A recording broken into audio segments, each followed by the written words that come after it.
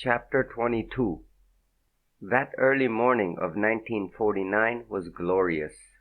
The whole island was carpeted with flowers, and Palermo balconies held huge tubs of wildly rioting colors.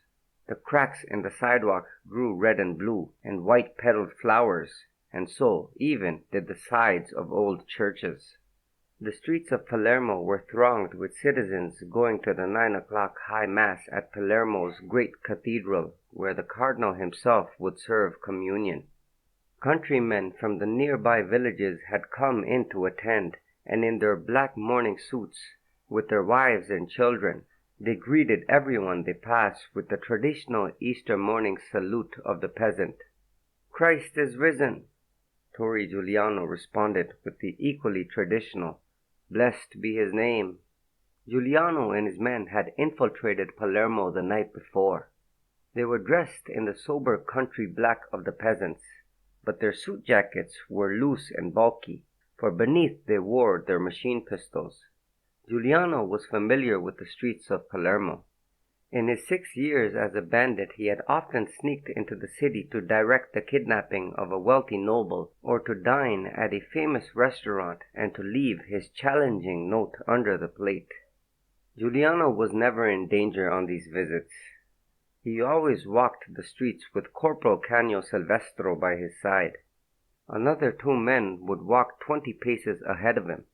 4 more would walk on the other side of the street. Another 2 men would walk 20 paces behind, and another 2-man team still further back.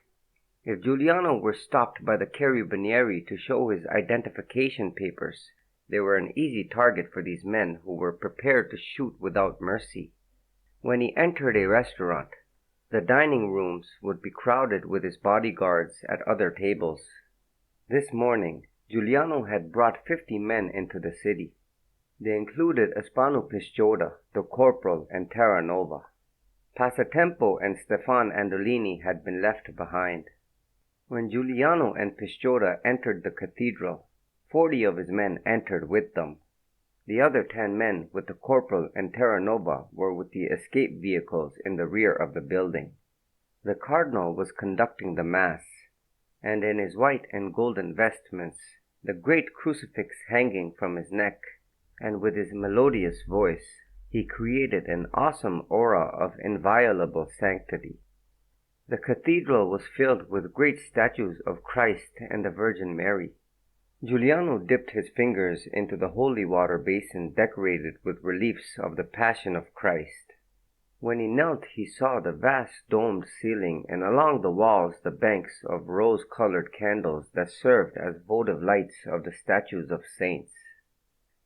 Giuliano's men dispersed themselves along the wall close to the altar. The seats were filled by the vast multitude of worshippers, the countrymen in black, the townspeople in vivid Easter finery. Giuliano found himself standing by the famous statue of the Virgin and the Apostles, and he was caught by its beauty for one brief moment. The chanting of the priests and the altar boys, the murmured responses to the multitude of worshippers, the perfume of exotic subtropical flowers on the altar, the devoutness of these supplicants had their effect on Giuliano.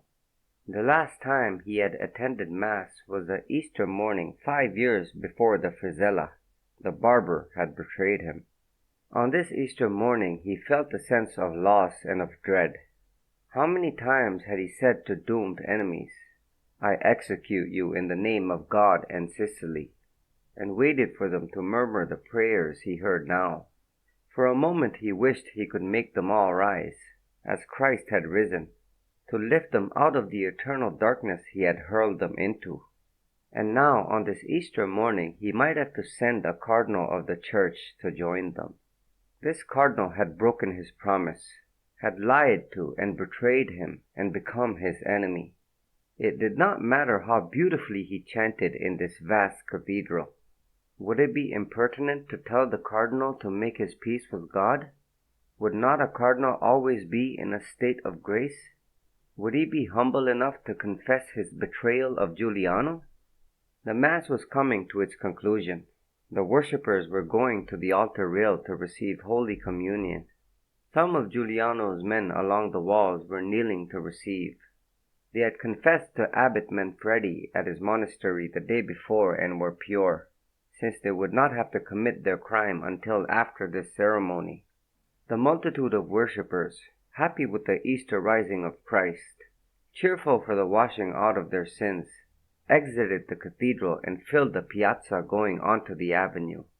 The cardinal went behind the altar, and his acolyte pressed upon his brow the conical mitre of an archbishop.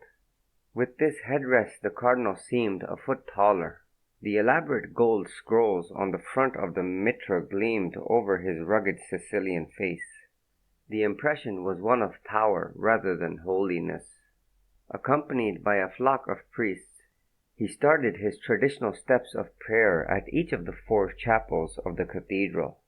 The first chapel held the tomb of King Roger I, the second chapel that of the Emperor Frederick II, the third held the tomb of Henry IV.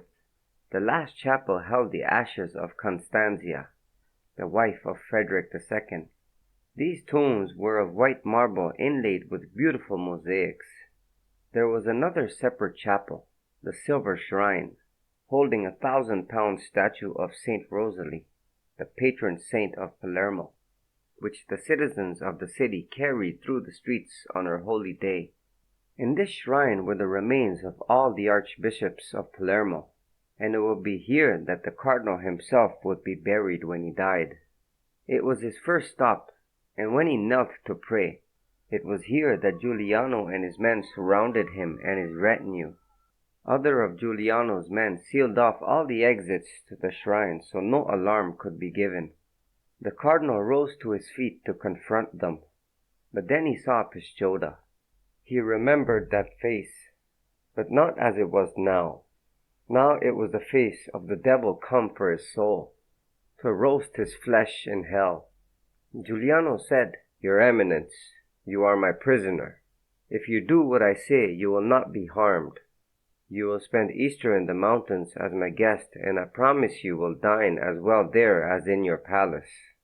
The cardinal said angrily, "You dare to bring armed men into the house of God?" Giuliano laughed. All his feeling of awe had vanished in the delight of what he was about to do. "I dare more," he said. "I dare to reproach you for breaking your holy word. You promised a pardon for me and my men, and you did not keep that promise. Now you and the church will pay." The cardinal shook his head. "I will not move from this holy place," he said. "Kill me if you dare, and you will be infamous all over the world." "I have that honor already," Giuliano said. "Now if you do not do what I command, I will have to be more forceful. I will slaughter all your priests here, then bind and gag you. If you come with me quietly, no harm will be done to anyone, and you will be back in your cathedral within the week." The cardinal crossed himself and walked toward the door of the shrine indicated by Giuliano. This door led to the back of the cathedral, where other members of Giuliano's band had already commandeered the cardinal's official limousine and chauffeur.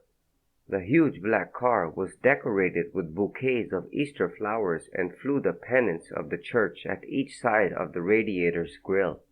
Giuliano's men had also commandeered the cars of other dignitaries. Giuliano guided the cardinal into the limousine and sat beside him. 2 of his men also seated themselves in the rear of the car, and Aspano Pisciotta got into the front seat beside the chauffeur. Then the procession of cars wound its way through the city, through the patrols of carabinieri who saluted them. At Giuliano's orders, the cardinal waved back in benediction. On a deserted stretch of road, the cardinal was made to leave the car. Another band of Giuliano's men were waiting for them with a litter to carry the cardinal.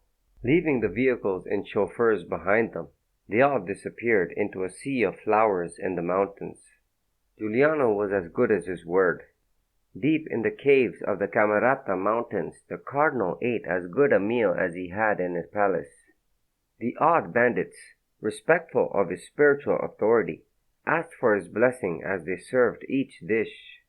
The newspapers went wild with indignation, while people of Sicily were filled with 2 emotions, horror at the sacrilege committed, and unholy glee at the shaming of the carabinieri. Riding over this war their enormous pride in Giuliano, that a Sicilian had defeated Rome. Giuliano was now the ultimate man of respect. What, everyone wondered, did Giuliano want in return for the cardinal? The answer was simple: an enormous ransom. The Holy Church, which after all was charged with the safekeeping of souls, did not stoop to the niggardly bargaining of nobles and rich merchants. It paid the ransom of 100 million lire immediately. But Giuliano had one more motive.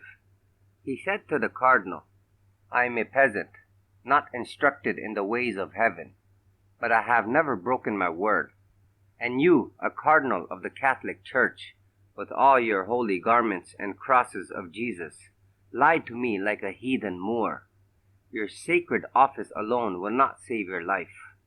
The cardinal felt his knees weaken. Giuliano continued, "But you are fortunate. I have another purpose for you." He then made the cardinal read his testament. Now that he knew his life was to be spared, the cardinal, trained to expect the chastisement of God himself, was more interested in the documents of the testament than in the reproaches of Giuliano. When he saw the letter he had written to Pisciotta, the cardinal crossed himself with a holy fury. Giuliano said, "My dear cardinal, take the knowledge of this document back to the church and Minister Trezza. You have seen the proof of my ability to destroy the Christian democratic government. My death will be your great misfortune. The testament will be in a safe place that you cannot reach. If any of them doubts me, tell them to ask Don Croce how I deal with my enemies." It was a week after the cardinal's kidnapping that Lavanera left Giuliano. For 3 years he had crept through the tunnel into her house. In her bed he reveled in the comforts of her solid body, the warmth and shelter. She had never complained, never asked for more than his pleasure. But tonight was different. After they made love, she told him she was moving away to relatives who lived in Florence. "My heart is too weak," she told him. "I can't bear the danger that is your life. I dream of you being shot down before my eyes. The carabinieri killed my husband as if he were some animal in front of his house. They kept firing until his body was a bundle of bloody rags. I dream of it happening to you." She pulled his head down to her breast. "Listen," she said. "Listen to my heart." And he listened, and was moved to pity and love by the pounding, erratic beat. The bare skin beneath her heavy breast was salty with the sweat of her inner terror. She was weeping, and he stroked her thick black hair. "You've never been afraid before," Giuliano said. "Nothing has changed." Lavanera shook her head violently. "Turi, you've become too reckless. You have made enemies, powerful enemies. Your friends fear you. Your mother goes pale with every knock on the door. You can't escape forever." Giuliano said, "But I haven't changed." Lavanera began to weep again. "Ah, Turi, yes, you have changed. You are so quick to kill now. I don't say you're cruel. You are careless with death." Giuliano sighed. He saw how frightened she was, and it filled him with a sorrow he could not quite understand. "Then you must go," he said. "I'll give you enough money so that you can live in Florence. Some day this all will be over. There will be no more killing. I have my plans. I will not be a bandit forever. My mother will sleep at night, and we will all be together again." He could see that she did not believe him. In the morning before he left, they made love again, all hot passion, their bodies plunging against each other wildly for the last time.